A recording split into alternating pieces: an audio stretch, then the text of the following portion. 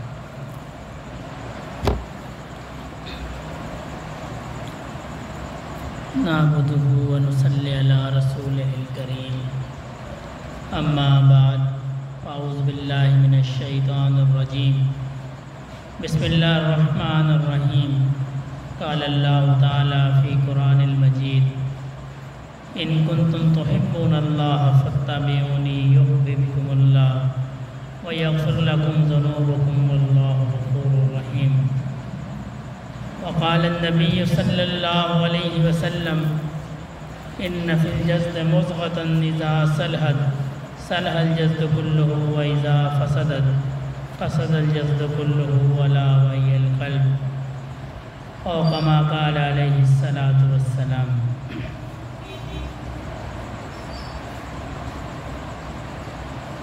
اللہ پاک نے اس وسیع و عریض کائنات کو پیدا فرمایا اور اتنی بڑی کائنات میں جو سب سے زیادہ شرف بخشا وہ ہمیں بخشا۔ آدم علیہ السلام کی اولاد کو جتنا اللہ نے شرف بخشا کسی اور مخلوق کو نہیں بخشا۔ اللہ پاک نے انسان کو اشرف المخلوقات بنایا، باقی جتنی مخلوقات ہیں وہ یا تو اس نظام کو قائم رکھنے میں معاون ہے یا انسان کی خدمت کے لیے، اور ان کا کوئی مقصد نہیں۔ ایسی مخلوقات اللہ پاک نے پیدا فرمائی ہیں کہ ہماری عقل ان کا احاطہ نہیں کر سکتی، اتنی بڑی کہ انسانی آنکھ ان کو دیکھ نہیں سکتی۔ سورج سے بھی کئی گنا، ہزاروں گنا بڑے سورج، اور اتنی چھوٹی کہ اگر پانی کے قطرے کو خوردبین میں دیکھا جائے تو پوری ایک زندگی وہاں پہ موجود ہے۔ پانی کا ایک قطرہ ہے، آپ خوردبین کے نیچے رکھ دیں، اس میں بے تحاشا جاندار ہیں جو سانس بھی لیتے ہیں، چلتے پھرتے بھی ہیں، یعنی زندگی کی ان میں علامت موجود ہے، اور پانی کے ایک قطرے کے اندر۔ اور اگر کسی ساتھی نے میٹرک کی ہو تو اس میں ایک پریکٹیکل کراتے ہیں، وہ قطرہ نیچے رکھتے ہیں خوردبین کے، تو وہ پوری ایک دنیا ہے، ایسے رنگ برنگے اس میں جاندار نظر آتے ہیں کہ عقل حیران رہ جاتی ہے۔ اور بظاہر آپ اس خوردبین کو ہٹائیں گے اپنی نظر تو کیا ہے، وہ پانی کا ایک قطرہ ہے۔ تو اللہ پاک نے ایسی مخلوقات پیدا فرمائی، اتنی چھوٹی اور اتنی بڑی مخلوقات بھی پیدا فرمائی کہ حضرت موسیٰ علیہ السلام نے اللہ پاک کی بارگاہ میں عرض کی کہ اللہ پاک اگر زمین اور آسمان آپ کی نافرمانی کریں تو آپ کیا کریں گے؟ تو اللہ پاک نے فرمایا میں ایسا جانور بھیجوں گا جو زمین اور آسمان کو کھا جائے گا۔ عرض کی کہ اللہ پاک ایسا جانور رہتا کہاں ہے؟ فرمایا میری چراگاہ میں رہتا ہے۔ اب وہ جانور کتنا بڑا ہوگا جس کا منہ اتنا بڑا ہوگا کہ زمین آسمان کو کھا جائے گا؟ تو ایسی مخلوقات ہیں، لیکن جو شرف اللہ پاک نے ہمیں بخشا ہے وہ کسی کو نہیں بخشا۔ اللہ پاک نے زمین میں انسان کو نائب بنایا ہے۔ جس دن ہم نے اپنے اس مقام کو پہچان لیا کہ ہمیں اللہ نے کیا مقام دیا ہے، ہماری یہ ساری سرگرمیاں جو ہیں ختم ہو جائیں گی۔ ہم جو اس دنیا کے پیچھے بھاگتے ہیں اور اللہ کو بھولے ہوئے ہیں، ہمیں یہ معلوم ہی نہیں ہے کہ اللہ پاک نے ہمیں کتنا مقام دیا۔ پیدائش سے لے کر اور موت تک ایک اسٹیج کی، ایک مرتبے کی، ایک عمر کے حصے کی پورا نظام موجود ہے کہ جی جب پیدا ہوگا آدم کا بیٹا تو کیا کرنا ہے۔ کسی اور مخلوق کا ایسا نہیں ہے، صرف انسانوں کا ہے۔ بچہ پیدا ہو، اس کو نہلاؤ، اس کے دائیں کان میں اذان دو، بائیں کان میں اقامت دو، اس کا 7 دن کے اندر اچھا سا نام رکھو، اس کے بال کاٹو، اس کی خوشی مناؤ، پھر اس کی تھوڑا بڑا ہو جائے، پھر تربیت کا پورا نظام ہے کہ جی بچے کو کیا سکھانا ہے۔ حدیث شریف کے اندر ہے کہ وہ خوش نصیب بچہ ہے جو بولے تو لا الہ الا اللہ سے شروع کرے، یعنی انسان کی زندگی لا الہ الا اللہ سے شروع ہو، کلمہ شریف سے شروع ہو اور ختم بھی کلمے پہ ہو۔ ایک حدیث شریف کا مفہوم ہے جس کا موت کے وقت جس کا کلمے پہ انتقال ہوا وہ جنتی ہے۔ تو پوری زندگی کا نظام ہے، جوان ہو تو کیا کرنا ہے، ماں باپ کا کیا احترام ہے، مر جائے تو کیا کرنا ہے۔ یہ واحد مخلوق ہے جس کو مرنے کے بعد بھی پروٹوکول ہے۔ اتنی مخلوقات ہیں، آپ گنتی کر لیں گن نہیں سکتے۔ اتنی اللہ کی مخلوقات ہیں، اتنی اللہ پاک کی مخلوقات ہیں، لیکن یہ واحد مخلوق ہے جس کو مرنے کے بعد بھی پروٹوکول ہے کہ جی مر جائیں تو اس کو ایک کھڈا کھود کے دبا دو، ایسا نہیں ہے۔ باقیوں کا ہم کیا کرتے ہیں، کوئی جاندار اگر فوت ہو جائے، مر جائے جانور، تو ہم کھڈا کھود کے دبا دیتے ہیں، لیکن انسان کے لیے ایسا نہیں ہے۔ خصوصاً صاحب ایمان کے لیے کیا حکم ہے کہ جی اس کو نہلاؤ دھلاؤ، اس کو نیا کپڑا پہناؤ، سفید کپڑا پہناؤ، پھر اس کے لیے مغفرت کی دعا کرو، پھر اس کو قبرستان لے جاؤ۔ قبر کی بھی ایک اسپیسیفک ایک طریقہ کار ہے، ایسا نہیں ہے کہ گڈھا کھود دیا، پورا ایک طریقہ کار ہے کہ لحد کیسی ہو، اس کی اونچائی کتنی ہو، اس کی لمبائی کتنی ہو، پھر پورے اعزاز کے ساتھ اس کو لٹاؤ، اس کا منہ قبلہ رخ کرو، پھر اس پہ مٹی ڈالو۔ تو اتنا جو پروٹوکول ہے، اتنی جو عزت ہے، کسی مخلوق کو نہیں ہے، صرف انسان کو ہے۔ تو ہم نے کبھی سوچا کہ اللہ نے ہمیں اتنی عزت کیوں دی ہے؟ اور بھی اللہ کی مخلوقات ہیں، اس لیے دی ہے کہ اللہ پاک نے ہمیں پیدا اپنی عبادت کے لیے کیا، ہمیں خاص اللہ نے اپنی عبادت کے لیے پیدا کیا۔ وَمَا خَلَقْتَ الْجِنَّ وَالْإِنسَ إِلَّا لِيَعْبُدُونِ، انسانوں اور جنوں کو اللہ نے اپنی عبادت کے لیے پیدا کیا، باقی مخلوقات کو عبادت کے لیے پیدا نہیں کیا، ہمیں اللہ نے اپنی عبادت کے لیے پیدا کیا، اس لیے باقی مخلوقات کو ہماری خدمت میں لگا دیا۔ جو بندہ اللہ کی عبادت کرتا ہے، اللہ سے ڈرتا ہے، یہ مخلوق اس کی خدمت پہ لگ جاتی ہے۔ حضرت عمر فاروق رضی اللہ تعالیٰ عنہ کا دور حکومت تھا، مصر کے جو حاکم تھے انہوں نے خط لکھا کہ حضرت یہاں دریائے نیل جو ہے وہ سوکھ جاتا ہے، اور ان کے ہاں ایک رواج ہے، جب وہ سوکھ جاتا ہے تو ایک کنواری لڑکی کو بناؤ سنگار کر کے دریا کے اندر بھیج دیتے ہیں، تو دریا چل پڑتا ہے۔ تو اب اللہ نے مسلمانوں کو یہاں فتح دی ہے، ایمان کو یہاں فتح دی ہے، آپ حکم فرمائیں اس بارے میں کیا کرنا ہے۔ تو حضرت نے خط لکھا، خط لکھ کے دریائے نیل کے نام ان سے کہا کہ اس خط کو دریا میں ڈال دو، اور خط میں لکھا کہ عمر ابن الخطاب کی طرف سے دریائے نیل کے نام کہ اگر اپنی مرضی سے بہتے ہو تو تمہارا بہنا نہ بہنا برابر ہے، ہمیں ضرورت نہیں ہے، اور اگر اللہ کی مرضی سے بہتے ہو تو جاری ہو جاؤ۔ اور اس خط کو دریا میں ڈالا گیا، وہ آج تک دریا جو ہے وہ خشک نہیں ہوا۔ کس کو لکھا تھا؟ کسی جاندار کو نہیں لکھا تھا، بے جان کو لکھا تھا، جسے ہم بے جان کہتے ہیں نا، حالانکہ میرے نزدیک تو بے جان کوئی چیز نہیں ہے، ہر چیز اللہ کا ذکر کرتی ہے، ہر چیز اللہ کو پہچانتی ہے، سوائے انسان کے سب اللہ کو پہچانتے ہیں۔ ہم میں سے اللہ نے جس کو ایمان کی نعمت دی ہے وہ پہچانتا ہے، جس کو نہیں دی وہ نہیں پہچانتا ہے۔ تو دریا کو حکم دیا، دریا چل پڑا، کیوں کہ اللہ پاک نے ہمیں حاکم بنایا ہے، حاکم۔ حضرت سعد بن ابی وقاص رضی اللہ تعالیٰ عنہ غزوے کے اندر گئے، کسی جنگل میں قیام تھا، لوگوں نے کہا کہ حضرت یہاں درندے ہیں، وہ چیر پھاڑ کر دیتے ہیں۔ تو آپ نے خط لکھا، ایک رکا لکھا، فرمان لکھا، اور فرمایا اس کو نمایاں جگہ پہ لگا دو، اور کس کے نام لکھا؟ درندوں کے نام۔ ان کو حکم دیا کہ عشاء کے بعد کوئی درندہ شہر کی طرف نہیں آئے گا۔ تو لوگوں نے دیکھا کہ اس رکے کے لگنے کے بعد کوئی درندہ شہر میں نہیں آیا عشاء کے۔ ان سے کہا جی یہ تمہاری جگہ نہیں ہے۔ دریا کو کراس کرنا تھا، مجاہدین نے کوئی سامان نہیں تھا، گھوڑے ڈال دیے دریا کے اندر، اور ایسے نکل گئے جیسے خشکی سے نکلتے ہیں۔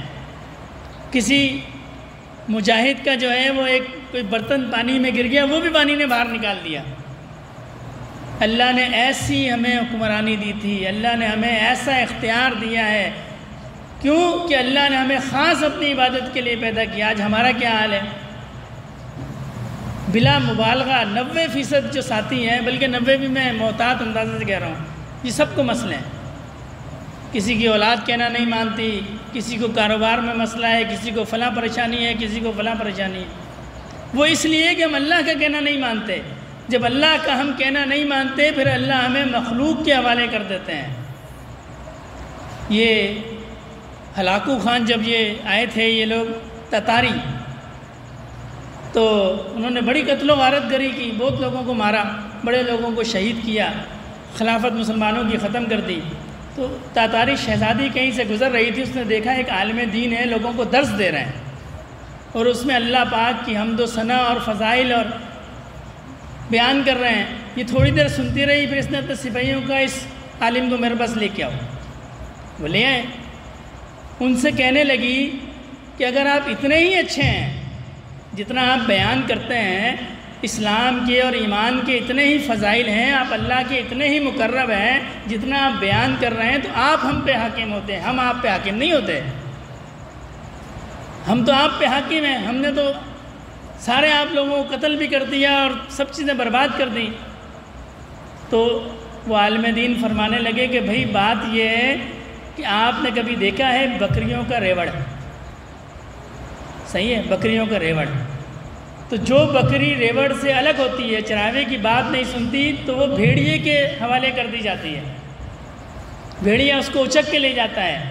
جو بکریاں بھیڑیے چراوے کی گائیڈ لائن پہ چلتی رہتی ہیں وہ صحیح محفوظ رہتی ہیں، جو ادھر ادھر بھاگتی ہیں ان کو بھیڑیا اٹھا کے لے جاتا ہے۔ تو فرمایا کہ ہماری بدعمالیوں کی وجہ سے اللہ نے تمہیں ہم پہ مسلط کر دیا۔ یہ نہیں ہے کہ ہمارا دین ٹھیک نہیں ہے یا ہمارا طریقہ ٹھیک نہیں ہے، بلکہ ہماری بدعمالیوں کی وجہ سے اللہ نے تمہیں ہم پہ مسلط کر دیا۔ یہ آج ہم پہ جو مسلط ہیں یہ ہماری بدعمالیوں کی وجہ سے مسلط ہے، ورنہ کافر میں یہ دم نہیں ہے، کسی اور میں یہ دم نہیں ہے کہ وہ مسلمان کا سامنا کر سکے، یہ ہماری بدعمالیوں کی وجہ سے ہم پہ مسلط ہے۔ تو میں نے ایک روایت پڑھی کہ صحابہ اکرام جزیہ لیا کرتے تھے کسی کافر ملک سے، وہ جو بادشاہ تھا وہ دیتا رہا بہت عرصے تک، وہ 1-2 نسلوں تک یہ معاملہ چلا۔ تو سال میں ایک دفعہ مسلمان بادشاہ کا جو ہے وہ قاصد جاتا تھا اور وہاں سے جو جزیے کی رقم مقرر تھی وہ لے کے آ جاتا تھا۔ تو ایک بار جب وہ گیا تو اس کافر بادشاہ نے کہا کہ بھئی میں تمہیں جزیہ نہیں دوں گا، تم نے جنگ کرنی ہے جنگ کر۔ بڑا حیران ہوئے کہ بھئی آج تک تو تمہارے اجداد ہمیں مال دیتے آئے، اب تم کیوں نہیں دو گے؟ اس نے کہا کہ بات یہ ہے کہ جب تمہارے بڑے آتے تھے تو میں ان کا مشاہدہ کرتا تھا، وہ رات میرے پاس ٹھہرتے تھے تو میں ایک جاسوس کی ڈیوٹی لگاتا تھا، دیکھو رات میں کیا کرتے ہیں۔ تو وہ رات میں اٹھ کے اللہ کی عبادت کرتے تھے، اللہ کو یاد کرتے تھے، اللہ کے آگے روتے تھے۔ اور اب میں نے دیکھا ہے تم آتے ہو اور شاہی لباس میں آتے ہو اور آ کے سو جاتے ہو، اچھا کھانا کھاتے ہو، اب تم نہیں لڑ سکتے مجھ سے، اب لڑ لو، پیسے نہیں دوں گا میں۔ تو یہ اللہ نے ہماری جو ہیبت ہے نا، اللہ نے ہمارا جو روب ہے وہ اسی لیے نکال دیا کہ ہم اللہ سے دور ہو گئے، اسی لیے اللہ نے ان چیزوں کو ہم پہ مسلط کر دیا۔ ہم کس چیز میں لگ گئے؟ ہم روزی کمانے میں لگ گئے، ہم بچے پالنے میں لگ گئے، ہم دنیا کو ٹھیک کرنے میں لگ گئے، حالانکہ یہ ہمارے ذمہ لازم نہیں تھا۔ اللہ نے رزق کا خود وعدہ کیا ہے، حدیث شریف کا مفہوم ہے جب بچہ ماں کے پیٹ میں ہوتا ہے اس وقت ایک فرشتہ لکھ کے چلا جاتا ہے اس کو کتنا رزق ملے گا۔ جس چیز کا اللہ نے وعدہ کیا ہے ہم اس چیز کے پیچھے پڑ گئے، اور جس کا اللہ نے حکم دیا ہے ہمیں اس کی فکر ہی نہیں ہے، جس کا اللہ نے حکم دیا ہے اس کی فکر نہیں ہے۔ سب جانتے ہیں کہ ہمیں اللہ پاک کے پاس جانا ہے، ہر بندہ جانتا ہے، کسی بھی آپ مسلمان سے پوچھے گئے کہ جی مر جاؤں گا اللہ کے سامنے پیش ہوں گا، ہر بندہ جانتا ہے، لیکن ہمیں اس کی فکر نہیں ہے۔ اگر اس کی فکر ہوتی ہم دنیا میں مستغرق نہیں ہوتے۔ ہمیں شیطان نے دھوکے میں ڈال دیا، ہم سمجھتے ہیں کہ ہمارے پاس بہت وقت ہے، ایسا نہیں ہے۔ یہ جو زندگی ہمیں اللہ نے دی ہے یہ مہلت ہے، یہ استحقاق نہیں ہے، یہ مہلت ہے۔ پھر مہلت کسی کی کبھی ختم ہو جاتی ہے، کسی کی کب ختم ہو جاتی ہے۔ آپ کے بھی مشاہدے میں ہوگا، میرے بھی مشاہدے میں ہے، کئی ہمارے ساتھی تھے رات کو سوئے ٹھیک ٹھاک، صبح اٹھے ہی نہیں، اللہ نے ان کو مہلت ہی نہیں دی۔ ہماری طرح وہ بھی سوچتے ہوں گے، ان کی بھی کچھ پلاننگ ہوگی جیسے ہم سوچتے ہیں جی صبح یہ کریں گے، کل یہ کریں گے، پرسوں یہ کریں گے، فلاں کام ہے، فلاں کام ہے، فلاں کام ہے، یہی سب چیزیں کرتے ہوئے وہ سوئے، لیکن ان کو اللہ نے مہلت ختم کر دی، صبح اٹھے ہی نہیں۔ وہ میں بھی ہو سکتا ہوں، آپ بھی ہو سکتے ہیں۔ تو ہم نے اس وقت کے لیے تیاری کی؟ کیا ہم تیار ہیں کہ اگر موت کا فرشتہ آ کے ہمیں کہے کہ اللہ ہمیں بلا رہے ہیں اور ہم تیار ہیں تو پھر تو ٹھیک ہے۔ اگر ہماری یہ کیفیات ہیں، ہمارے معاملات ٹھیک ہیں، ہماری عبادات ٹھیک ہیں، ہم پہ کوئی قرض نہیں ہے، نہ اللہ کا قرض ہے نہ بندوں کا قرض ہے، پھر تو بندہ اللہ کا شکر ادا کرے کہ یہ اللہ پاک آپ کا شکر ہے، اس میں بھی اللہ کا شکر ہے۔ اس لیے کہ بندے کی یہ حیثیت نہیں ہے کہ وہ اللہ کی طرف رجوع کرے، اللہ اس کو توفیق دیتے ہیں تو بندہ اللہ کی طرف رجوع کرتا ہے۔ ایسے ایسے لوگوں کو آپ دیکھیں اچھے بھلے ہوتے ہیں، نماز پہ نہیں جاتے، نہیں دیتا اللہ توفیق، بیمار آدمی چلا جاتا ہے، کمزور آدمی چلا جاتا ہے، صحت مند آدمی نہیں جاتا، نہیں دیتے اللہ توفیق۔ اللہ جس کو توفیق نہیں دیتے وہ نہیں جاتا۔ وہ کسی جگہ ایک واقعہ لکھا تھا کہ دو دوست نماز کے لیے کہیں سے گزر رہے تھے، نماز کا وقت ہوا تو ایک نے دوسرے سے کہا چلو بھائی نماز پڑھتے ہیں، تو دوسرے نے کہا جی وہ میرے کپڑے خراب ہیں، جیسا ہم عام بہانہ کر لیتے ہیں جی میرے کپڑے خراب ہیں، تم پڑھ کے آؤ میں یہیں رکتا ہوں۔ یہ چلے گئے، نماز پڑھی، جب کافی دیر ہو گئی تو باہر والے نے آواز لگائی کہ کیا بات ہے تم باہر نہیں آتے، تمہیں کس نے روکا ہوا ہے اندر؟ تو انہوں نے اندر سے کہا کہ جس نے تمہیں باہر روکا ہوا۔ ہم اگر مسجد میں نہیں جاتے، ہم اگر نماز نہیں پڑھتے، ہم تو یہ سمجھتے ہیں کہ جی ہم نماز پہ نہیں جاتے، ہم یہ نہیں سوچتے کہ اللہ نے ہمیں نہیں بلایا ہے۔ میرے گھر میں کوئی ایسا شخص آ سکتا ہے جسے میں پسند نہ کرتا ہوں؟ کبھی بھی نہیں آ سکتا۔ میں کسی کو پسند نہیں کرتا، میں اسے اپنے گھر میں نہیں آنے دیتا۔ تو اگر ہم اللہ کے گھر میں نہیں جاتے تو ہم سوچیں ایسا نہ ہو کہ اللہ ہمیں ناپسند کرتے ہوں کہ بھئی میرے گھر میں نہیں آئے، کیا وجہ ہے؟ کہ مؤذن کہتا ہے حی علی الصلاۃ، بھلائی کی طرف آؤ، اور دن میں 5 دفعہ کہتا ہے، اور بلکہ 5 دفعہ بھی نہیں، ہر اذان میں 2 دفعہ دہراتا ہے، 2 دفعہ بھلائی کا کہتا ہے، 2 دفعہ نماز کا کہتا ہے، اور ہم اس کو ایک کان سے سنتے ہیں دوسرے کان سے نکال دیتے ہیں۔ ہم نے کبھی نہیں سوچا قیامت کے دن سوال ہو گیا کہ میں نے تمہیں اپنی طرف بلایا، تم کیوں نہیں آئے؟ حدیث شریف کے اندر آتا ہے کہ اللہ پاک ایک بندے کو کھڑا کریں گے، اس سے کہیں گے میں بھوکا تھا تم نے مجھے کھانا نہیں کھلایا، میں پیاسا تھا تم نے مجھے پانی نہیں پلایا، میں بے لباس تھا تم نے مجھے لباس نہیں پہنایا۔ وہ عرض کرے گا یا اللہ پاک آپ تو ان ضروری حاجات سے پاک ذات ہے آپ کی۔ اللہ پاک فرمائیں گے فلاں بندہ میں تمہارے پاس آیا، اس نے میرے نام پہ تم سے مانگا۔ یہ تو بندے کے بارے میں ہے، جو بندہ اللہ کے نام پہ سوال کرتا ہے کہ اللہ کے نام پہ مجھے فلاں چیز دے دو، اس کے بارے میں اللہ فرمائیں گے۔ اور جو مؤذن جو ہے جو اللہ کے لیے بلاتا ہے، وہ کہتا ہے سب سے پہلے کہتا ہے اللہ بڑے ہیں، اللہ اکبر، اور پھر کہتا ہے حی علی الصلاۃ، بھلائی کی طرف آ جاؤ۔ وہ اللہ کے لیے بلاتا ہے۔ اگر یہ سوال ہو گیا کہ میں نے ایک بندے کی ڈیوٹی لگائی تھی، وہ تمہیں روز بلاتا تھا آؤ میری طرف، میرے در پہ آ جاؤ، تم کیوں نہیں آئے؟ ہمارے پاس اس سوال کو کوئی جواب ہے؟ ہم اپنی زندگی کے اندر مستغرق ہیں، ہم یہ سمجھتے ہیں کہ ہم نے مرنا ہی نہیں ہے، وہ کوئی اور تھا جس نے مرنا تھا۔ ایک حدیث شریف کے اندر کا مفہوم ہے کہ جب جنازہ بندہ مر جاتا ہے نا تو اس کے لواحقین اس پہ روتے ہیں، سب روتے ہیں۔ تو فرمایا ملک الموت جو ہے وہ دروازے پہ کھڑا ہو کے کہتا ہے رو نہیں، یہ اکیلا نہیں ہے جس کو میں لے کے جا رہا ہوں، میں اس گھر میں اس وقت تک آتا رہوں گا جب تک ایک بھی زیرو یہاں باقی رہے گی، ایک بھی بندہ یہاں باقی ہوگا، میں اس گھر میں آتا رہا ہوں۔ اس پہ کیوں رو رہے ہو؟ اپنے آپ پہ رو۔ دیکھیں نا ہم جنازے کو جنازہ پڑھتے ہیں، نماز جنازہ کا، اس میں کیا کرتے ہیں؟ مغفرت کی دعا کرتے ہیں۔ کس کی؟ اللہم اغفر لحینا، اپنے آپ پہ رو، یا اللہ زندوں کو بخش دیں، مردے کو تو بعد میں کہتے ہیں ہم، پہلے تو ہم کیا کہتے ہیں؟ اللہم اغفر لحینا، پھر پڑھتے ہیں ومیتنا، پہلے تو اپنے لیے یا اللہ ہمیں بخش دے، یہ تو چلے گیا، اس پہ رونے کی ضرورت نہیں ہے، یہ تو چلا گیا، اب رونے پہ تو ہمارا ہے کہ ہم کس حال میں جاتے ہیں۔ ہم نے کبھی فکر نہیں کی، ہم سمجھتے ہیں جس کا جنازہ ہے جی وہ چلا گیا، ہم پہ یہ وقت نہیں آنا۔ یہ شیطان کا دھوکہ ہے۔ ایسے ہی جیسے ہم سوچتے ہیں، ہم پلاننگ کرتے ہیں، ہم منصوبے بناتے ہیں، ایسے ہی جانے والا منصوبے بنا کے گیا تھا، اور جیسے ہم سمجھتے ہیں میں نہیں ہوں گا تو یہ کام نہیں ہوگا۔ حضرت علی رضی اللہ تعالیٰ عنہ کا قول ہے، فرمایا جو شخص یہ سمجھتا ہو کہ اس کے بغیر کام نہیں ہوگا، آج ہم یہی کہتے ہیں نماز پہ چلا جی میں کام کر لوں، یہ ضروری ہے، بعد میں نماز پڑھ لوں گا، کیوں ضروری کیا ہے، میرے بغیر ہوگا نہیں۔ تو فرمایا جو یہ شخص یہ سمجھتا ہو کہ میرے بغیر کام نہیں ہوگا، وہ قبرستان چلے جائے، قبرستان ایسے لوگوں سے بھرے ہوئے ہیں، بھرے ہوئے ایسے لوگوں سے جو یہ سمجھتے تھے ہم چلے جائیں گے تو کام نہیں ہوگا، ہم چلے جائیں گے پھر کام نہیں ہوگا۔ اللہ نے ان کو بلا لیا، دنیا کا کام اس سے اچھا ہو گیا۔ اللہ نے ہمیں دنیا میں اپنی یاد کے لیے بھیجا ہے، اپنی عبادت کے لیے بھیجا ہے، اپنی بندگی کے لیے بھیجا ہے۔ جب تک یہ مقصد ہمارے ذہن کے اندر نہیں ہوگا، جب تک اس زندگی کا کوئی نفع نہیں ہے۔ اس زندگی میں ہم محل بھی بنا لیں گے، سب بیکار ہے۔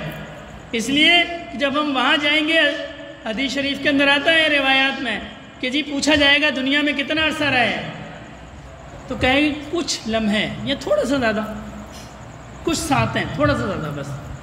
یہ پوری دنیا کی 60 سال 70 سال 80 سال زندگی اور اس کی آسائشیں، وہ ایسا لگے گا کہ ہم تو وہاں لمحے گزار کے آئے ہیں، اور ان لمحوں کے لیے ہم یہ کرتے ہیں 80 سال کی زندگی 70 سال کی زندگی کو اس زندگی پہ قربان کر دیتے ہیں، اس زندگی پہ ترجیح دیتے ہیں جو ہمیشہ قائم رہنے والی ہے۔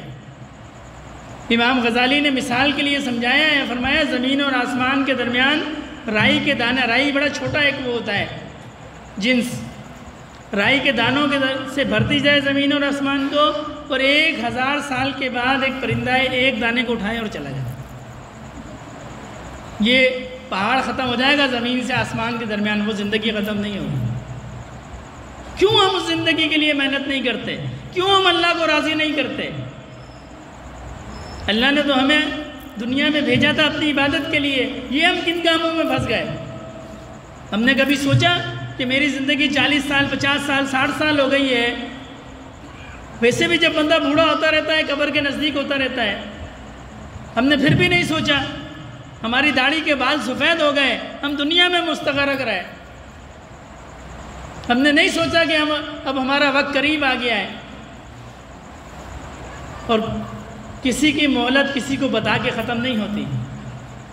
وہ اللہ کے حبیب صلی اللہ علیہ وسلم تھے جن کے لیے فرشتے دروازے پہ آ کے کہنے لگے حضرت اجازت ہو تو میں اندر آؤں، باقی کسی کے لیے کوئی مہلت نہیں ہے۔ بنی اسرائیل کے ایک پیغمبر تھے، ان کی اسرائیل علیہ السلام سے دوستی تھی، ان سے کہنے لگے کہ جی جب میری موت کا وقت ہو آپ مجھے اطلاع دے دینا، بتا دینا، کوئی اشارہ دے دینا۔ انہوں نے کہا ٹھیک ہے۔ جب موت کا وقت آیا پہنچ گئے، حضرت آپ کو اللہ بلا رہے ہیں۔ انہوں نے فرمایا کہ بھائی تم نے مجھے بتایا نہیں، میری تو تمہاری کمٹمنٹ تھی، معاہدہ تھا کہ تم مجھے اطلاع دو گے کہ آپ کا وقت آ گیا ہے۔ فرمایا حضرت میں نے اطلاع دی تھی، جب آپ کے بال سفید ہوئے تھے یہ میری طرف سے اطلاع دی، یہ جو ہماری داڑھیوں کے بال سفید ہو گئے نا یہ اللہ کی طرف سے اطلاع ہے کہ جی اب تمہارا وقت آ گیا ہے۔ جب کسی عزیز کے انتقال کی خبر ملتی ہے، کسی دوست کے انتقال کی خبر ملتی ہے، تو یہ اس کے انتقال کی خبر نہیں ہوتی، یہ ہمارے لیے اطلاع ہوتی ہے کہ جی تمہارا وقت آ گیا ہے۔ اور ہم کیا کرتے ہیں؟ ہم یہ سمجھتے ہیں کہ شاید یہ اس کی موت کی اطلاع تھی، وہ اس کی موت کی اطلاع نہیں تھی، وہ ہمارے لیے اطلاع تھی کہ تیاری کر لو، دیکھو وہ بھی چلا گیا ہے، وہ بھی چلا گیا ہے۔ کوئی حتمی نہیں ہے کہ کوئی شخص کب جائے گا، تو زندگی ایسی گزارنی چاہیے کہ جس حال میں بھی موت آئے بندہ اللہ کی ذات اس سے راضی ہو، ایسی حال ہو۔ ہمارے بڑے حضرت رحمۃ اللہ علیہ سے کسی نے پوچھا حضرت تقویٰ کیا ہے؟ اب تقویٰ کی صوفیہ اور علماء مختلف تعریف کرتے ہیں، ہر شخص اپنے مزاج کے مطابق اس کی وضاحت کرتا ہے۔ تو حضرت نے فرمایا تقویٰ یہ ہے کہ اللہ پاک تمہیں ایسی حالت میں نہ دیکھیں جو ان کو ناپسند ہو۔ بس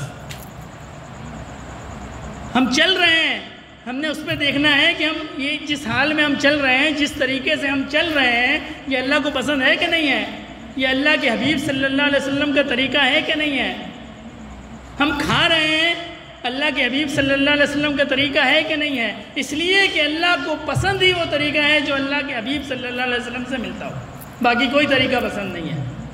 یہ جو بعض لوگ ایسی باتیں کر دیتے ہیں نا جی یہ کچھ نہیں ہے، اس لیے کہ اللہ کو پسند ہی وہ طریقہ ہے جو اللہ کے حبیب صلی اللہ علیہ وسلم کا ہے۔ اللہ نے ان کی ذات کو نمونہ بنا کے بھیجا ہے کہ یہ مجھے پسند ہے، تم ان جیسے بن جاؤ گے، تم بھی مجھے پسند ہو جاؤ گے۔ ان کنتم تحبون اللہ فاتبعونی، نبی کریم صلی اللہ علیہ وسلم کی جو اتباع کرے گا اللہ کا محبوب بن جائے گا۔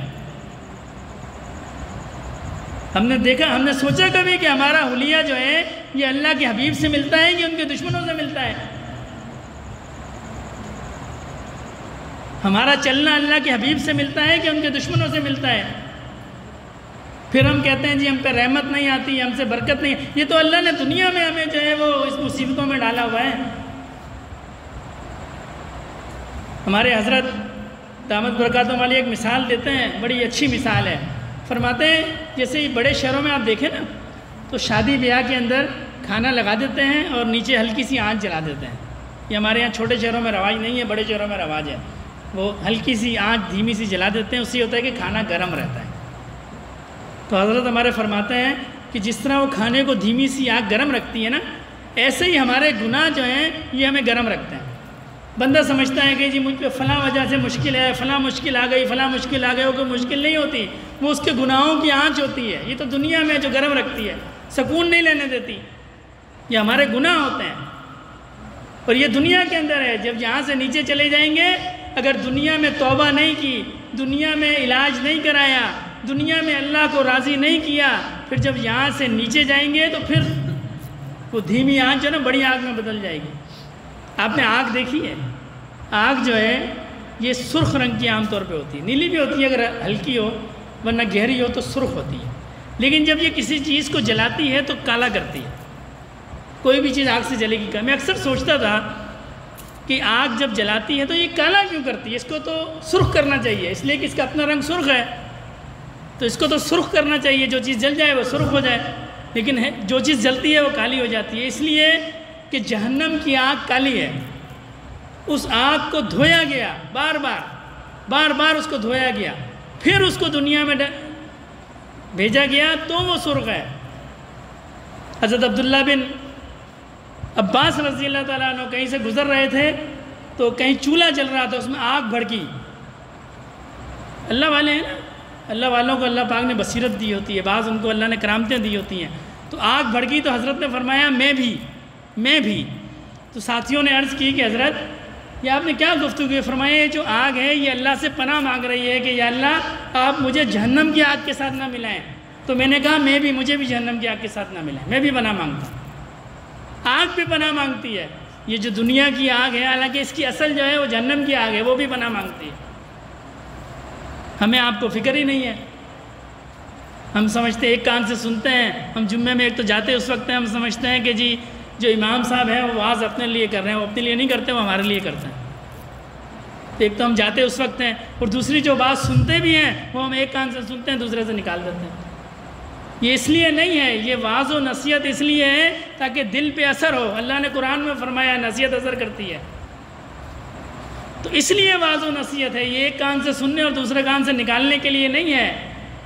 اگر آج کوئی بندہ آ کے کہہ دے کہ جی میں بہت اٹھنٹک آدمی ہوں، 5 سال بعد یہاں پہ زلزلہ آ جائے گا خدا نہ خواستہ، اور آپ جانتے ہو کہ یار یہ بڑا محقق آدمی ہے، اس کی بات ٹھیک ہے، فکر پڑ جائے گی سب کو. اور یہ علم والے، یہ علماء، یہ صلحاء یہ بتاتے ہیں کہ جی جانے کے بعد کیا ہوگا، اللہ کے حبیب نے بتایا ہے، ان سے زیادہ اٹھنٹک بات کسی کی نہیں ہے. ہم ایک کان سے سنتے ہیں، دوسرے سے نکال دیتے ہیں، ہمارے دل پہ ذرا بھی اثر نہیں ہوتا. پھر جب یہاں سے چلے جاتے ہیں، بہلول رحمۃ اللہ علیہ کا ایک واقعہ ہے. شہر کے اندر تھے، کسی نے کہا حضرت آپ بازار کے اندر، فرمایا بندوں اور اللہ کی صلح کرا رہا ہوں. مجذوب ہوتے ہیں، ان کا اپنا انداز ہوتا ہے، بندوں اور اللہ کی صلح کرا رہا ہوں. تو سائل نے پوچھا حضرت کیا معاملہ بنا؟ فرمایا اللہ تو راضی ہے صلح کرنے کے لیے، بندہ راضی نہیں ہے، دنیا کے کاموں میں مست ہے. کچھ عرصے بعد دیکھا قبرستان میں بیٹھے ہیں. عرض کی حضرت آپ قبرستان میں؟ فرمایا ہاں اللہ اور بندوں کی صلح کراتا ہوں. پوچھا حضرت اب کیا معاملہ ہے؟ فرمایا اب بندے راضی ہیں، اللہ راضی نہیں ہے. جب تک موت کا فرشتہ گلا نہیں پکڑتا ہے، جب تک اللہ نے توبہ کا دروازہ کھلا رکھا ہے. میں اکثر کہتا ہوں ہم خوش نصیب ہیں، یہ دروازہ بھی ہمیشہ کے لیے کھلا نہیں ہے. ایک وقت ایسا آئے گا کہ سورج مغرب سے نکلے گا، اللہ توبہ کے دروازے کو بند کر دیں گے. اللہ نے ہمیں اس زمانے میں پیدا نہیں کیا، ہمیں اللہ کا شکر ادا کرنا چاہیے. پھر کوئی گناہ جو ہے وہ معاف نہیں ہوگا. ہمیں اللہ نے مہلت دی ہے، ہمیں اللہ نے ایسے زمانے میں پیدا کیا ہے، توبہ کریں اور معاف کریں. بعض لوگ کہتے ہیں جی زمانہ ٹھیک نہیں ہے، تو اللہ نے ہمیں ایسے زمانے میں پیدا کیا ہے، توبہ کریں اور معافی مانگ لیں. ایسا زمانہ بھی آئے گا قرآن کے حروف مٹ جائیں گے. ایسا زمانہ بھی آئے گا کہ کوئی نیک آدمی باقی نہیں رہے گا. حدیث میں آتا ہے اللہ ان کو ایسے چن لیں گے جسے ہم کھجوروں میں سے اچھی اچھی کھجوروں کو چن لیتے ہیں. قرآن کے الفاظ بھی باقی نہیں رہیں گے. اور جس صبح کو قیامت آنی ہوگی اس رات کو بیت اللہ شریف بھی یہاں سے منتقل ہو جائے گا. تو ہم تو خوش نصیب ہیں، اللہ نے ہمیں ایسے زمانے میں پیدا کیا ہے جتنا مرض ساری زندگی گناہ کرتا رہے اور اللہ کے سامنے سر جھکا دے، یا اللہ مجھ سے غلطی ہو گئی ہے، اللہ معاف کر دیں گے. اچھا ہمارے یہاں ایک الٹا رواج بن گیا ہے کہ ہمارے یہاں جو بندہ توبہ کر کے دین پہ چلتا ہے اس کو زیادہ اوٹ کرتے ہیں کہ دیکھو مولوی صاحب ہو گئے تو یہ کرتے تھے، یہ تو یہ کرتے تھے. یہاں ان سے کوئی غلطی ہو جائے جی فلاں نے فلاں غلطی کر دی، حالانکہ اللہ نے وعدہ کیا ہے جو بندہ اللہ سے ڈرے گا اللہ اس کو معاف کر دیں گے. یہ معافی کا وعدہ یہ ان کے لیے ہے جو اللہ سے ڈرتے ہیں، نیک عمل کرنے کی کوشش کرتے ہیں، اللہ کے حبیب صلی اللہ علیہ وسلم کی اتباع کی کوشش کرتے ہیں۔ پھر انسان ہے، کوئی غلطی ہو جائے اللہ فرماتے ہیں میں سب معاف کر دوں گا، سب معاف کر دوں گا۔ اس کے لیے نہیں ہے جو کوشش ہی نہیں کرتا، جو چلتا ہی نہیں ہے۔ جس سے کوئی کہے کہ نماز کے لیے جاؤ تو کہتا ہے جی اللہ مالک ہے، اللہ معاف کرنے والے ہیں، اس کے لیے نہیں ہے۔ یہ اللہ کی معافی اس کے لیے ہے جو اللہ کے حکم پہ چلتا ہے، اور یہ ہم نے آج کرنا ہے، یہ کل نہیں کرنا، یہ اللہ سے آج کرنا ہے۔ آج ہم نے معافی مانگنی ہے کہ اللہ ہم سے جو گناہ ہو گئے آپ مجھے معاف کر دیں، میں آپ کے حبیب صلی اللہ علیہ وسلم کے طریقے پہ چلوں گا۔ ہم اپنی ظاہری صورت تو اللہ کے حبیب صلی اللہ علیہ وسلم کے طریقے پہ بنا سکتے ہیں کہ نہیں بنا سکتے، اس میں کیا مشکل ہے؟ اگر اللہ کے حبیب صلی اللہ علیہ وسلم نے چہرہ مبارک پہ داڑھی رکھی، ہم رکھ سکتے ہیں، اس میں کیا مشکل ہے؟ ابھی الحمدللہ اتنا بھی برے حالات نہیں آئے کہ کوئی ہمیں داڑھی سے روک دے۔ اس وقت سے ڈرو جب ایسے حالات آ جائیں۔ ہم نماز پڑھنا چاہیں کوئی ہمیں نماز پڑھنا نہیں دے۔ یہ پہلے لوگ سمجھتے تھے کہ شاید ایسا ممکن نہیں ہے۔ یہ جب کووڈ آیا تھا ہم جمعہ نہیں پڑھ سکتے تھے۔ جب اللہ محروم کرنے پہ آتے ہیں، جب قوم نعمتوں کی ناقدری کرتی ہے، پھر اللہ اس کو اس نعمتوں سے محروم کرتا ہے۔ تو دعا فرمائے اللہ پاک ہمیں عمل کی توفیق عطا فرمائے، ہمیں اپنے حبیب صلی اللہ علیہ وسلم کے طریقے پہ چلنے کی توفیق عطا فرمائے، ہمیں زندگی کے اندر ایسی تیاری کرنے کی توفیق عطا فرمائے جب موت کا فرشتہ آئے کہے جی آپ چلیں تو ہم کہیں جی چلو۔ ایسی تیاری ہونی چاہیے۔ زندگی کا مزہ تو یہ ہے، جب بچہ پیدا ہوتا ہے تو اس وقت کیا ہوتا ہے؟ بچہ رو رہا ہوتا ہے اور اس کے جو لوائقین ہیں، جو اس کے اعضاء اقارب ہیں، وہ ہنس رہے ہوتے ہیں، ایسا ہی نا؟ وہ دنیا میں آتے ہیں وہ روتا ہے، ہر بچہ روتا ہے، جو نہیں روتا وہ پورا جاتا ہے، اور اس کے جو عزیز و اقارب ہیں وہ ہنس رہے ہوتے ہیں۔ اب ہونا یہ چاہیے کہ جب بندہ دنیا سے جائے تو وہ ہنس رہا ہو اور عزیز و اقارب رو رہے ہیں، تو مزہ ہے۔ ایسا مطمئن ہو، ایسا اس نے اللہ کو راضی کیا ہو۔ روایات میں آتا ہے یہ موت سب کے لیے خوفناک نہیں ہے، جو ہم ڈرتے ہیں ہم اپنے اعمال کی وجہ سے ڈرتے ہیں۔ میں نے ایک جگہ پڑھا کہ جب مومن بندے کی روح قبض کرنی ہوتی ہے، اسرائیل علیہ السلام تشریف لاتے ہیں فرشتوں کی جماعت کے ساتھ، اور جبرائیل علیہ السلام بھی تشریف لاتے ہیں اگر بندہ پاکی کی حالت میں ہے۔ اس لیے بڑے فرماتے ہیں ہر وقت پاکی کی حالت میں رہ جائے، ناپاکی کی حالت میں رہ جائے۔ اگر بندہ پاکی کی حالت میں ہے اور مومن ہے تو جبرائیل علیہ السلام بھی تشریف لاتے ہیں۔ ایسا اعزاز ہے، اور اس بندے کو کنونس کرتے ہیں، راضی کرتے ہیں، دیکھو یہ تمہارا مقام ہے، یہ تمہارا مقام۔ جب وہ راضی ہو جاتا ہے ٹھیک ہے، پھر کہتے ہیں جی چلو۔ یہ سب کے لیے موت خوفناک نہیں ہے، یہ نافرمانوں کے لیے خوفناک ہے۔ فرمانبرداروں کے لیے کس بات کا ڈر؟ تو دعا فرمائے اللہ پاک عمل کی توفیق عطا فرمائے۔ تمام ساتھی 3 دفعہ استغفار، 10 دفعہ درود شریف، 10 دفعہ تیسرا کلمہ، 11 دفعہ سورہ اخلاص اور 1 دفعہ سورہ فاتحہ۔ استغفر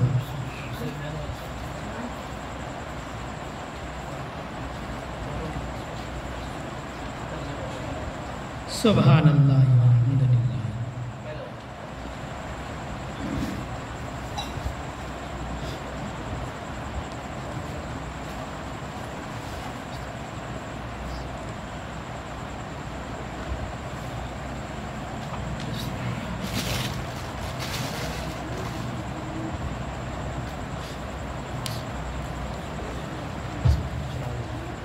صلی اللہ علیہ وبارک وسلم۔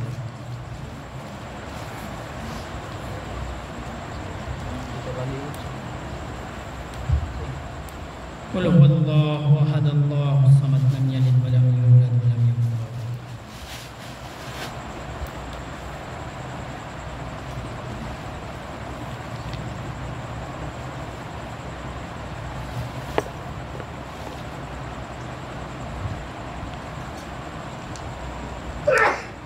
الحمد للہ رب العالمین الرحمن الرحیم مالک یوم الدین ایاک نعبد و ایاک نستعین اہدنا الصراط المستقیم صراط الذین انعمت علیہم غیر المغضوب علیہم ولا الضالین۔ الحمد للہ رب العالمین والصلاة والسلام علی سید المرسلین۔ یا اللہ پاک جو پڑھا گیا اس کا ثواب نبی کریم صلی اللہ علیہ وسلم کی بارگاہ عالیہ میں پیش فرمائیے۔ آپ کے تحفہ جملہ صحابہ کرام، سلسلہ عالیہ نقشبندیہ کے جملہ شیخ و اعزام، خصوصاً میرے دادا رحمۃ اللہ علیہ کے نام اعمال میں داخل فرمائیے۔ یا اللہ پاک اس کا ثواب جملہ مسلمان مردوں اور عورتوں، زندہ اور مردہ سب کے نام اعمال میں داخل فرمائیے۔ اللہم صلی علی سیدنا مولانا محمد صلاۃ تنجینا بہا من جمیع الاحوال والآفات وتقضي لنا بها جميع الحاجات وتطهرنا بها من جميع السيئات وترفعنا بها عندك أعلى الدرجات وتبلغنا بها أقصى الغايات من جميع الخيرات في الحياة وبعد الممات إنك على كل شيء قدير سبحان ربك رب العزة عما يصفون وسلام على المرسلين والحمد لله رب العالمين آمین برحمتک یا رب۔ تمام ساتھی چہرے کو ڈھانپ لیں، سر کو جھکا لیں، اپنی توجہ دل کی طرف اور دل کی توجہ اللہ رب العزت کی ذات کی طرف۔ یہ مراقبہ اصل میں ایک مشق ہے اللہ کو یاد کرنے کی۔ سر کو جھکا لینا ہے، توجہ دل کی طرف رکھنی ہے اور دل کی توجہ اللہ پاک کی ذات کی طرف رکھنی ہے۔ اس تصور کے ساتھ بیٹھنا ہے کہ اللہ پاک کی رحمت میرے دل کے اندر آ رہی ہے اور اس سے میرا دل روشن ہو رہا ہے۔ جتنی دیر بھی مراقبہ ہو کوشش کریں یہ توجہ نہ ٹوٹے۔ جب بندے کا دھیان اللہ کی طرف چلا جائے گا، مشق آہستہ آہستہ، کوئی بھی کام ایک دم نہیں ہوتا، آہستہ آہستہ پتھر پر بھی اگر پانی پڑتا رہے تو پتھر بھی ٹوٹ جاتا ہے۔ تو اسی طرح یہ دل کی سیاہی جو ہے کہ بندہ اللہ کا ذکر کرتا رہے گا، ایک وقت ایسا آئے گا کہ اس کا دل منور ہو جائے گا، اس کا دل روشن ہو جائے گا۔ تسبیح چلائی جائے گی، نہ یہ فرض ہے، نہ واجب ہے، نہ سنت ہے، یہ صرف بزرگوں کا طریقہ ہے۔ اس طریقے سے خیالات بھٹکتے نہیں ہیں، تسبیح کی آواز پہ یکسو رہتے ہیں۔ تو تسبیح کی آواز پہ یہ تصور رکھنا ہے کہ یہ تسبیح کی ٹک ٹک نہیں ہے، یہ میرے دل کی دھڑکن ہے اور یہ کر رہی ہے اللہ اللہ اللہ۔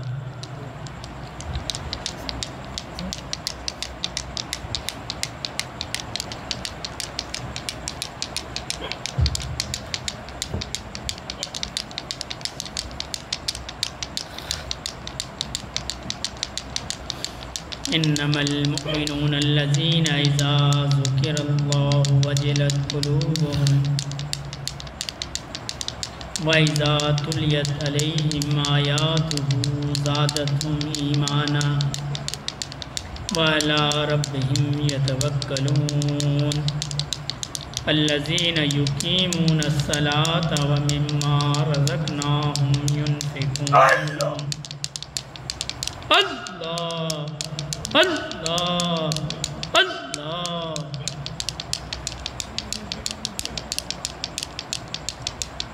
زندگی آمد برائے بندگی، زندگی بے بندگی شرمندگی، ذکر گو تا تیرا جانست، پاکیے دل سے ذکر رحمان است،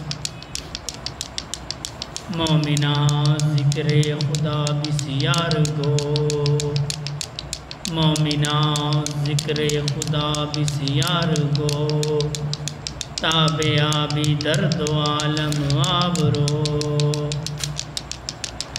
ذکر حق آمد غذائے روح را، ذکر حق مرہم دل مجروح را۔ اللہ اللہ اللہ۔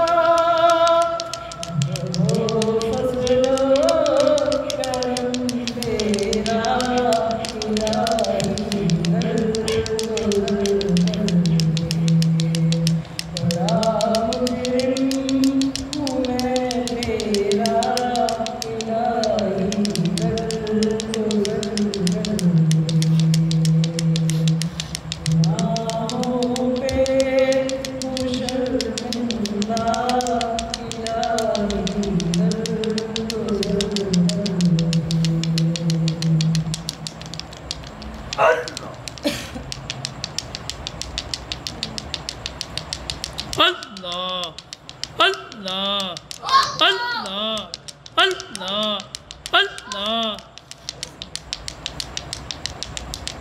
اللہ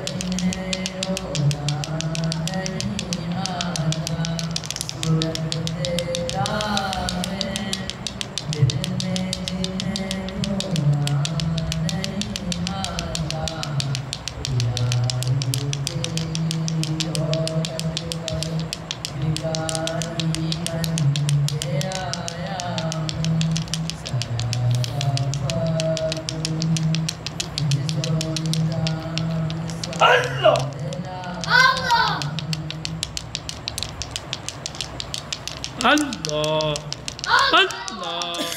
اللہ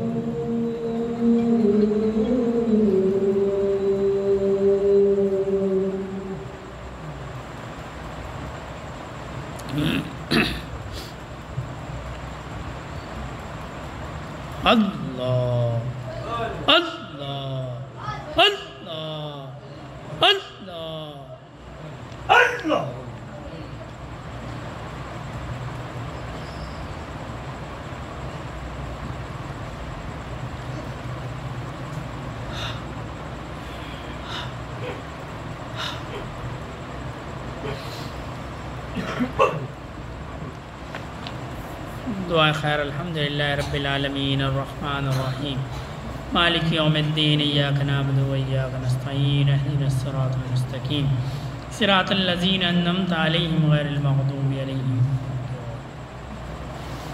ربنا ظلمنا انفسنا وان لم تغفر لنا وترحمنا لنکونن من الخاسرین ربنا لا تزغ قلوبنا بعد إذ هديتنا وهب لنا من لدنك رحمة إنك أنت الوهاب ربنا هب لنا من أزواجنا وذرياتنا قرة أعين واجعلنا للمتقين إماما ربنا آتنا في الدنيا حسنة وفي الآخرة حسنة وقنا عذاب النار اللهم أعنا على ذكرك وشكرك وحسن عبادتك اللهم إنك عفو تحب العفو فاعف عنا اللهم حاسبني حسابا يسيرا اللهم حاسبني حسابا يسيرا اللهم حاسبني حسابا يسيرا اللهم اغفر لنا قبل الموت وارحمنا عند الموت ولا تعذبنا بعد الموت ولا تحاسبنا يوم القيامة إنك على كل شيء قدير یا اللہ پاک رضا والی زندگی عنایت فرمائیے یا اللہ پاک رضا کی حالت میں موت عطا فرمائیے یا اللہ پاک ہم سے جو گناہ ہو گئے اعلانیہ ہوں یا خفیہ ہوں بڑے ہوں یا چھوٹے ہوں ظاہری ہوں یا باطنی ہوں یا اللہ پاک اپنی رحمت سے تمام گناہوں کو معاف فرمائیے یا اللہ پاک ہم توبہ کرتے ہیں اپنے گناہوں سے اپنی عادت بد سے یا اللہ پاک ہم یا آپ سے وعدہ کرتے ہیں ہم آئندہ زندگی آپ کے حبیب صلی اللہ علیہ وسلم کے طریقے پہ گزاریں گے یا اللہ پاک ہم سے جو گناہ ہو گئے جو لرزشیں ہو گئیں یا اللہ پاک جو نافرمانیاں ہو گئیں یا اللہ پاک آپ اپنی رحمت سے ہمارے گناہوں کو معاف فرمائیے یا اللہ پاک ہمیں موت کی تیاری کرنے کی توفیق عطا فرمائیے یا اللہ پاک اپنی یاد کی توفیق عطا فرمائیے یا اللہ پاک ہمیں ایسی توفیق عطا فرمائیے کہ ہم آپ کو راضی کر سکیں یا اللہ پاک نبی کریم صلی اللہ علیہ وسلم کے طریقے پہ چلنے کی توفیق عطا فرمائیے یا اللہ پاک روز محشر نبی کریم صلی اللہ علیہ وسلم کے دست اقدس سے حوض کوثر کا پیالہ نصیب فرمائیے یا اللہ پاک جو بیمار ہیں ان کو صحت عطا فرمائیے جو تنگ دست ہیں ان کی تنگ دستی کو دور فرمائیے جو قرض میں مبتلا ہے غیب کے خزانوں سے ان کا قرض عطا فرمائیے یا اللہ پاک جو اولاد کی نعمت سے محروم ہے نیک صالح اولاد عطا فرمائیے یا اللہ پاک جو اولاد نرینہ کی نعمت سے محروم ہے نیک صالح وارث عطا فرمائیے یا اللہ پاک جن کی اولاد فرما بردار نہیں یا اللہ پاک اپنے فضل سے ان کو فرما بردار بنائیے یا اللہ پاک ہماری نسلوں میں نبی کریم صلی اللہ علیہ وسلم کے دین کو جاری فرمائیے یا اللہ پاک ہمارے جو بڑے اس دنیا سے چلے گئے ان کی قبور کو جنت کے باغوں میں سے باغ بنائیے یا اللہ پاک جو حیات ہیں ہمیں ان کی خدمت کرنے کی توفیق عطا فرمائیے یا اللہ پاک نبی کریم صلی اللہ علیہ وسلم کی امت پر رحم فرمائیے جہاں جہاں بھی امت پریشان ہے یا اللہ پاک ان پہ فضل فرمائیے یا اللہ پاک غیب سے نصرت فرمائیے یا اللہ پاک خصوصاً فلسطین کے مسلمانوں پر رحم فرمائیے یا اللہ پاک ان کے شہداء کی قربانیوں کو قبول فرمائیے یا اللہ پاک جو بیمار ہیں زخمی ہیں یا اللہ پاک ان کو صحت عطا فرمائیے یا اللہ پاک نبی کریم صلی اللہ علیہ وسلم کی امت پریشان ہے یا اللہ پاک نبی کریم صلی اللہ علیہ وسلم کی امت پر رحم فرمائیے یا اللہ پاک ہم سب پر رحم فرمائیے یا اللہ پاک ہم سب پر رحم فرمائیے یا اللہ پاک میں نے سنا ہے آپ نے فرمایا ہے آپ جس پہ رحمت کی نگاہ ڈال دیں اس پہ جہنم کی آگ کو حرام ہو جاتی ہے یا اللہ پاک ہم سب پہ رحمت کی نگاہ فرمائیے یا اللہ پاک ہم سب پہ رحمت کی نگاہ فرمائیے یا اللہ پاک جہاں جہاں بھی دین کا کام ہو رہا ہے یا اللہ پاک اس کو قبول فرمائیے یا اللہ پاک ہماری مساجد کی ہمارے مدارس کی ہمارے تبلیغی مراکز کی ہماری خانقاہوں کی حفاظت فرمائیے یا اللہ پاک ہمارے اکابر کی عمروں میں برکتیں عطا فرمائیے یا اللہ پاک ہم سب پہ رحم فرمائیے حاضرین مجلس کی ہر قسم کی جائز اور شرعی حاجات کو پورا فرمائیے یا اللہ پاک آپ کے بندے آپ کی یاد کے لیے جمع ہوئے یا اللہ پاک ہم سب کے قلوب کو اپنی یاد سے منور فرمائیے یا اللہ پاک اس مجمع میں کوئی آپ کا نیک بندہ ہوگا جس کی آمین آپ کو پسند ہوگی یا اللہ پاک اس آمین کی برکت سے ہماری دعاؤں کو قبول فرمائیے یا اللہ پاک نیک لوگوں کی دعاؤں میں ہمارے حصے کو جاری فرمائیے یا اللہ پاک ہماری دعاؤں میں ہمارے مرحومین کے حصے کو جاری فرمائیے، یا اللہ پاک جو مانگ سکے وہ بھی عطا فرمائیے، جو نہ مانگ سکے وہ بھی عطا فرمائیے۔ یا اللہ پاک ہم نے اپنے گمان کے مطابق مانگا، آپ اپنی شان کے مطابق عطا فرمائیے۔ یا اللہ پاک موت کے وقت کلمہ نصیب فرمائیے، نبی کریم صلی اللہ علیہ وسلم کی زیارت نصیب فرمائیے، حج بیت اللہ نصیب فرمائیے، مسجد نبوی کی زیارت نصیب فرمائیے۔ یا اللہ پاک ہم پر رحم فرمائیے۔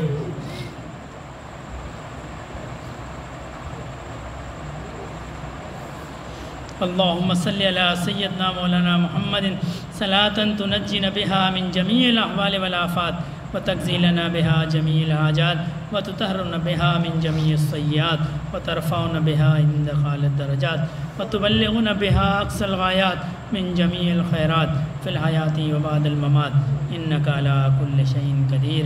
سبحان ربک رب العزۃ عما یصفون وسلام علی المرسلین والحمد للہ رب العالمین۔ آمین برحمتک یا